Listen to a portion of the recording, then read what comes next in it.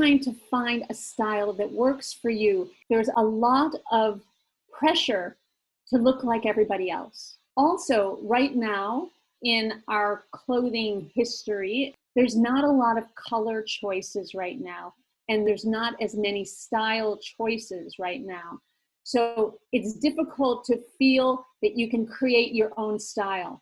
So what you really need to do is see what's out there, but look at different people. Look at people, different ages, different social strata, different backgrounds.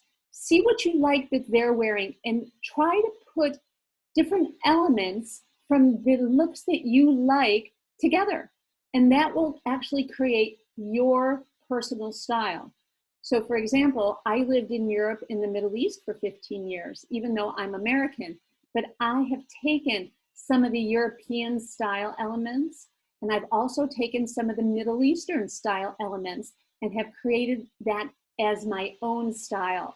I've incorporated these looks that caught my eye. Perhaps it's a scarf that you wrap around your neck, or wearing a scarf around your head, or kind of just letting it hang loosely. Perhaps it's a piece of jewelry. Maybe it's a big, chunky piece of jewelry, or maybe it's very fine. Maybe it's wearing it on a different finger, perhaps a ring, as opposed to wearing it on this finger, you're wearing it on your thumb. Like I say, look at different people of the world, different customs, how they adorn themselves, how they drape themselves, the colors they wear, the cuts they wear, how long their pants are, how short they are, how tight they are, how high the neckline is, how open one's chest is, what their hair looks like. So these are things that you observe, and take pieces from all of these elements, incorporate it into yourself, play with the idea a little bit, and see what feels comfortable. And then you will come up with a style that feels like you.